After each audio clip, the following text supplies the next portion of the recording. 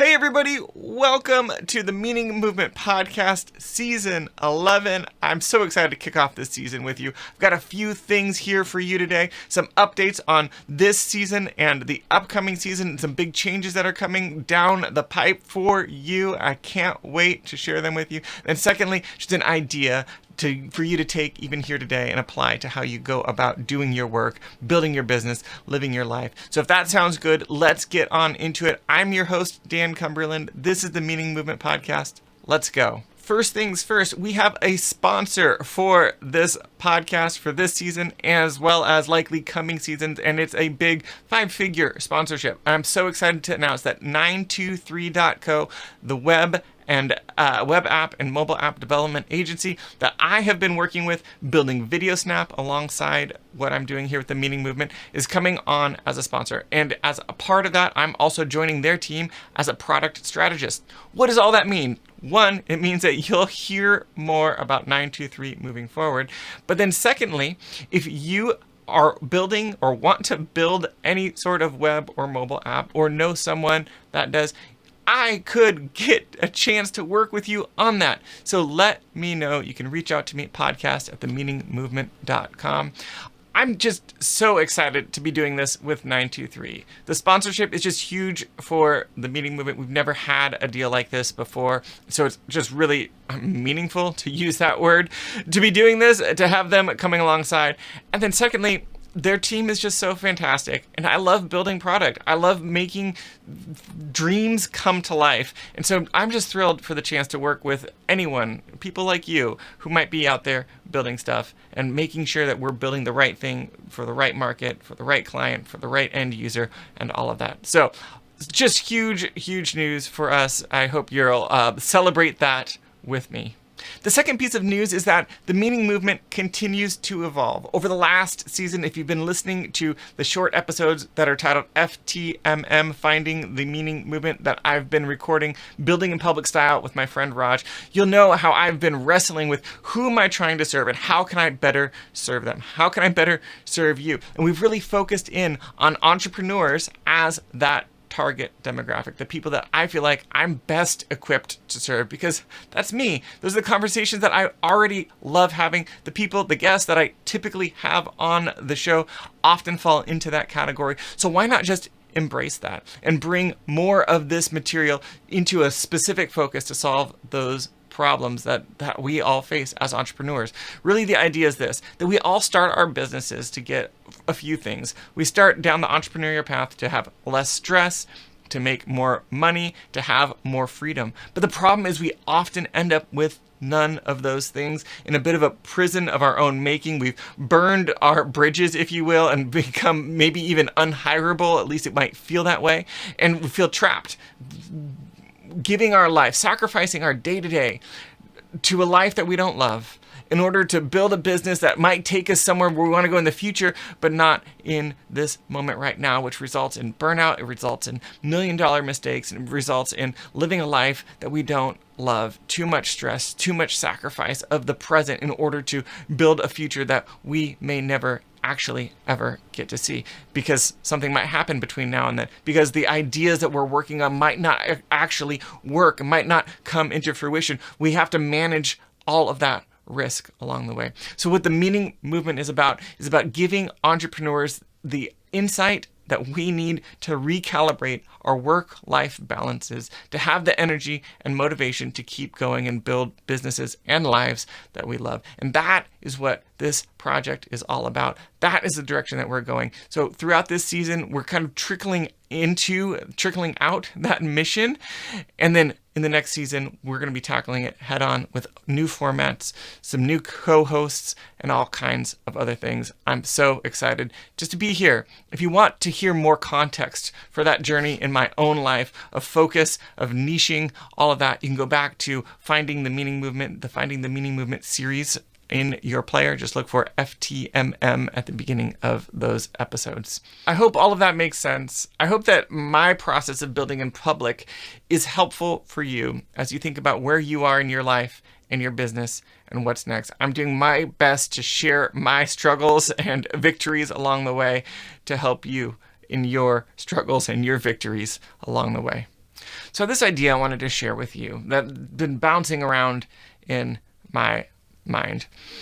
I used to go to this yoga class. It would be 3 times a week at 6 a.m., 6 to 7 a.m. It was yoga with weights, hot yoga with weights. So you're in this hot room holding these weights, 8 to 20 pounds. They're not heavy weights, but you're holding them in these yoga poses that can make it just really excruciating.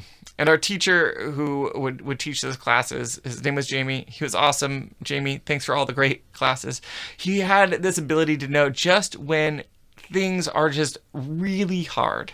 He would say, remember why you're here. Like right when you're ready to give up, right when you're just saying to yourself, I can't do this any longer. I can't hold this anymore. He would say, remember why you're here. And I've taken that and come back to it so many times throughout my life. And I'm doing something that feels hard, when I feel discouraged, when I feel like quitting, just to come back to and remember, why have I started? Why did I start this podcast? Why did I start a business? Why did I start down this path? Whatever that project might be. To come back to the why behind it helps refocus and helps you sustain your energy in the midst of a really challenging moment. But I've had this realization, and this is the piece that's been haunting me, that the more I check in with my why, the more I find myself needing to ask that question of why am I here? Why am I doing this? That there's a correlation between that and an unsustainable pace. To put it another way, the more you have to ask yourself why you're doing something, the more out of alignment the how of how you're doing it might be. And I know that for many of us, we're mission-driven people, entrepreneurs, leaders, business leaders. We know we have big visions for what we want to accomplish in the world. And that's what drives us. And I really believe that there's power in having clarity around your why. Like Simon Sinek's book, Start With Why, he has that TED Talk on that same idea. It's one of the most popular TED Talks. It's made this concept a household word, a household idea. Everyone knows the power of the why. But what I want to draw attention to is that I think that we can overemphasize our why to the detriment of our how. Because we're so focused on our big vision, on chasing after an impact, of changing the world, that we sacrifice everything unto that goal. And so there's a correlation here that you need to pay attention to how often you're asking yourself, why am I here? And the more you do, the more out of alignment that how might be. Here's why this matters. I'm recording this on December 4th of 2022. It's a Sunday, late morning. Just over a week ago was Thanksgiving in the United States. And I woke up on Thanksgiving Day with extreme pain in my abdomen, went to the hospital, spent 36 hours. My Thanksgiving that, to me, I expected to be spending with family was instead spent alone in a hospital. And I'm not telling you this for pity. It is what it was. I'm trying to figure out, I'm going to specialists now, trying to figure out everything that happened and make sure this doesn't happen again. But the point isn't that. The point is this. All we have is right now. And while I believe in chasing audacious dreams and achieving big things in life, you can't solely do that at the sacrifice of your day-to-day, of your life right now. The only thing you have right now is right now. The only thing you have is the present moment. And our temptation as people with big visions, as people that are ambitious, is to give it all, to lay it all on the line in order to accomplish that vision. And while it's very appropriate to do that in a yoga class, to leave it all on the mat and remember why you're here, it only gets you so far in your life, in your business, in your pursuits. Eventually, that will catch up with you. Eventually, you'll end up burnt out. You'll end up exhausted. You'll end up feeling like you just can't do it again. So yes, have your why, know your why, hold close to your why, but also pay close attention to your how. I'm launching an accelerator to help mission-driven entrepreneurs with these things starting in January.